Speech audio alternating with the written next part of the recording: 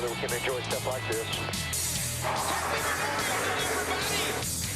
Stewart sideways and a melee. I mean, we have a bunch of tour race cars down there. 3,400-pound cars just bouncing around like basketball. This is unbelievable. An economy run to finish off NASCAR's longest night.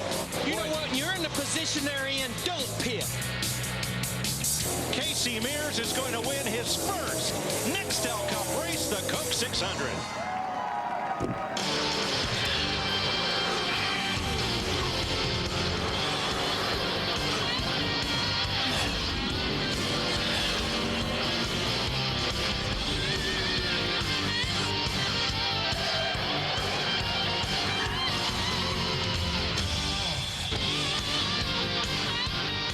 Hi, welcome to Inside Nextel Cup Short Field on the holiday weekend. We're glad you're wrapping up your Memorial Day weekend with us as we review the Coke 600. Gentlemen, welcome. Thanks for wrapping up your holidays and all that. Greg Biffle, short night last night. 600 miles that you spent mostly watching. Unfortunate. Yeah, it was really unfortunate. The worst part about it, this thing's the worst, is we feel like we had a great car. Yeah. And, we were 5th quick in practice on Saturday, 2nd quickest in the final happy hour practice. Really good race car, and we're passing cars constantly, and all the way up until the tire blew out. So we had a brake issue. We weren't going to make the race anyway. We had brake fluid leaking on the right front caliper, and I had about a quarter brake pedal left. So get it over with, huh? I don't know. Did that contribute to the tire? That's what we're trying to decipher, is whether that, would that brake fluid leak and, overheat the bead, or would that steam burn, whatever, and cause a right front tire failure? We don't know, but it's speculative at best. It's a hard hit. We'll see it not from a great angle in a minute. Michael Waltrip, the one MWR car that made the race, Dale Jarrett, also out early, but we're optimists here. We look for the bright side. Do the Toyota teams look at Brian Vickers' performance last night and say, there's progress, we're going the right direction? Well, there was a different engine package for the first time all season that we used at Charlotte, and Jeremy Mayfield also ran really well, and Brian was obviously the star of the show early, and then he had some trouble with power steering late. So yes, the good thing, Dave, we had 5 Toyotas in the race last night. Yeah. And anytime you put that many cars in the race, the learning curve will be accelerated. So we are optimistic about what we saw at Charlotte and looking forward to going to Dover. You're a newsmaker this week. Let's get this all right up front. First of all, the crew chief change. Pat Tryson out. Greg Irwin coming over from the Robbie Gordon camp with a lot of engineering background. Any comments? Pat and I got along really well. I didn't want to see the change. But management and everybody felt like it was going to be best for the team itself to change and go forward and move on. So obviously, if that's what they want to do, I support that. I have to support that change and look forward to working with Greg and see if we can get the 16 back on track. The second issue, the rumor resurfacing, I guess, of Greg Biffle going to DEI to take Junior's place. I've lost track of how many times I've heard the Biffle to DEI rumor, but this time the logic goes, well, Roush has got to get down to 4 cars anyway, the sponsor's going away, this would be a logical time for that to happen. Anything you can tell us? I haven't spoken directly with DEI. I think they made it aware in 2005 that they were, wanting to maybe add me to their crew over there, and I think that still lingers from that time. So I think that's where a lot of that's coming from. I think they got a great organization over there, and we'll just. I haven't spoken with them, so we'll just have to wait and see. We're negotiating with Roush right now. We'll see where that goes. Let's move on to the headline story this week, which I guess is fairly obvious. You run 600 miles out at the old Lowe's Motor Speedway. List of drivers who scored their first Cup win on this racetrack. Pretty impressive. Casey Mears' name goes on that list. He wins the Fuel Mileage Derby last night, first career victory.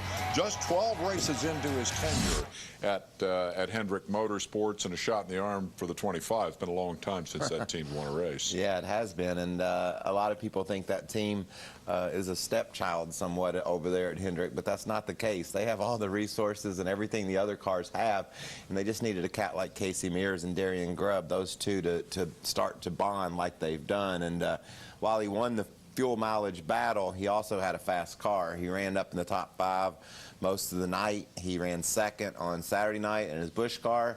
This was a well-deserved victory. It's fun to me when a race has a different twist to it. Yeah. Who cares if, you know, if they all turn out the same? Every now and then you got to mix it up, and I applaud the guys for keeping their heads together and racing that thing for the last 60-some laps and understanding how to get to the finish. And we'll see how that whole fuel mileage thing played out. Did you want to add to that? Or? Yeah, I mean, definitely, you know, we always talk about fuel mileage wins. And normally when we see a fuel mileage win, it's the car that was running 15th that ended up making it. Like the Ricky Rudd story last night was, you know, he's running in 13th. Is he going to win?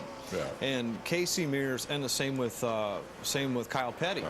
Kyle Petty running 9th, 8th, ends up 3rd, and Casey Mears was a strong second. Casey was going to finish second. Nobody was going to beat Tony, it didn't look like. And so, you know, he only gained 1 position from the fuel mileage race. So definitely, like Michael said, a fast race car. And you know, if you look at this picture over my shoulder, I hate messing with people, but in this picture over my shoulder, there's a car. The Home Depot car is down in the dirt. It's on fire with smoke. And that's what I love about our sport. Don't tell me how it's all going to turn out until it's over. It's worth watching the whole race. Slid through the dirt, had grass flying every which direction. I'm dominating with 10 to go. Good luck catching me, y'all. Yeah. Let's start with a numbers game here. Ryan Newman's 200th career Cup start from his 39th career Bud pole, 2nd of the year, 6th at Lowe's Motor Speedway, also the site of his first Bud pole 6 seasons ago when he was a rookie. Let's go right to clip 1 here and check out the first of our battles for the lead. It was an all-Dodge front row, and here they are after trading places. The 12 got a good start. I was down on pit road watching, and he just drove away from him for a little while, and then the caution came out because of right front tire failure into turn 1. And like you said, Greg, you don't know what causes it. No, you don't. And, you know, we've all been, you know, a lot of drivers are saying, you know, we want a little bit softer tire to race on, and you know, you've always heard in the past that they got to shed the rubber a little bit to keep the temperature down, and none of us know, you know, how all that works. But it's funny, you know, you look back a year and a half, 2 years ago, we had what's called marbles on the racetrack. We always talked about it. Now there's nothing on the racetrack anymore. You know, it's dust, and it's kind of different now, and the cars are harder to drive, and you know, I don't know if that contributed to the right front tire failure. Nobody else had a failure, so it makes me suspect that it may have been that brake problem. May have been related to either your brake caused it or you ran over something, because we didn't see a problem from Goodyear tires the whole time we were over there, other than people were struggling.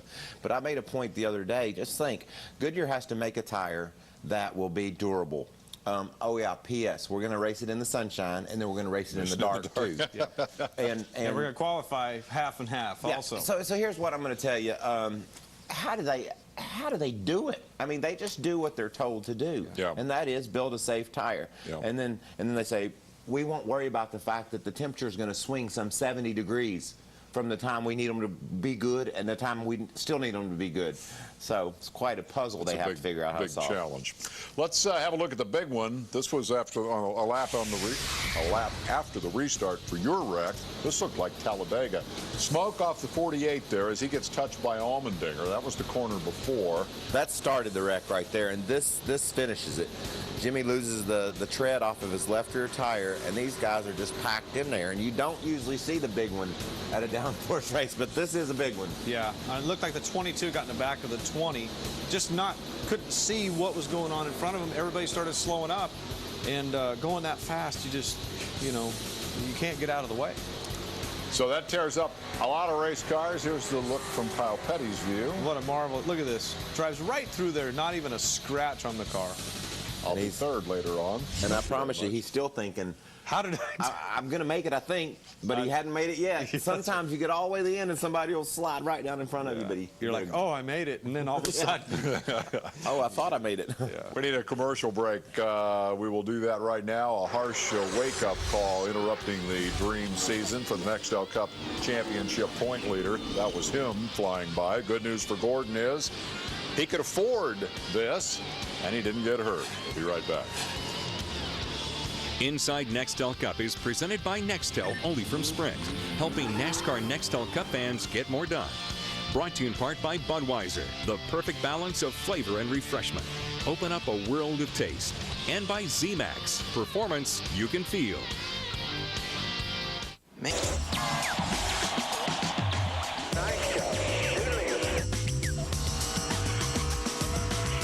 That car is hauling the mail guy. This is one of those cars that likes the nighttime. Welcome back to the show. Jeff Gordon came to the Coke 600 with the biggest 11-race point lead in the history of the sport. He could essentially have missed the race and still had the point lead, and that's essentially what happened. This is a major wreck for the 24. In the history of the sport, that's a long time. That is a long time. How long is that? It's like 50-some years. Tony Raines, loose off 4, hits the 24. It looked like the 24 got the air off the 96 and got him loose, maybe. And AJ saw a hole.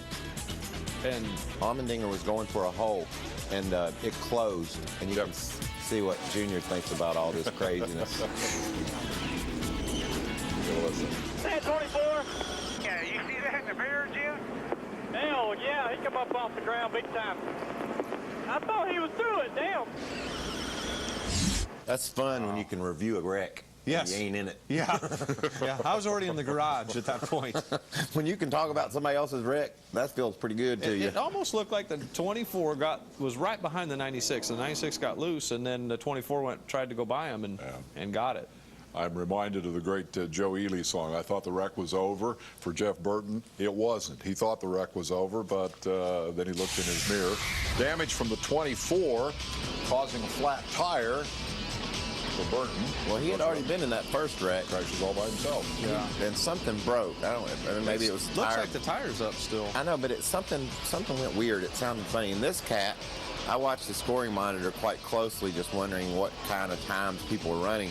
He was sometimes 3 or 4 tenths faster than the Man, field. I'll tell you what, those guys were incredible. I mean, my hat's off to Dave Winston and Doug, my old crew chief. Those guys really got that thing going, and Brian was doing a great job driving it. 6-second lead at one point. Is there an 8 leads to beat here, Michael? We've heard a lot about Toyota taking steps to try to improve the engine package, and there's Vickers leading by 6 seconds. I mean, was there a specific thing that led to what we saw last night? Oh, definitely. You know, you have to have a good handling car. That's the first thing. It doesn't matter how much power you have. In race conditions, if you have less power but a good handling car, you can make up for it. But if you've got more power, your car won't handle, you're going to be toast. So what happened with those guys last night? They had a good handling car, and Toyota moved their power around. When they did the chassis dyno at Atlanta, they were way off on the torque and the lower end power. Right. They moved it around. Charlotte was the first time for us to feel that power, and obviously Vickers liked what he felt. And his 6-second lead was handily erased on lap 40. We got a caution flag here that will bring everybody down pit road. What is that? There's your debris. Looks scary. Looks like Bear Bond or something from a repair. Might have been off Burton's car.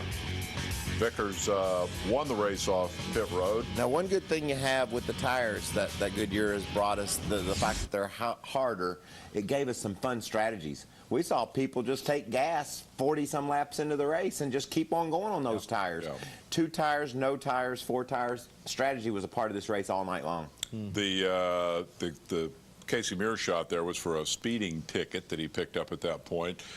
Nobody noticed. I mean, Casey Mears didn't even make the NASCAR lap-by-lap rundown for the race. At that point, he's just another guy out there, but lo and behold. Well, he must have sped pretty good because he picked up 6 spots. Kind of like Matt in the All-Star race. He picked up 6 spots, and then they turned around and he lost 8. So really, he netted out just losing. Almost a push. Yeah, I don't even think it was a story because. We'll move on. We need a commercial break, and we'll get that out of the way. We're back on the other side to see the Blue Deuce a bit loose. This happened more than once with predictable results. Cousin Carl hustling around with a flat has serious consequences for David Reagan and Bill Elliott. Don't go anywhere.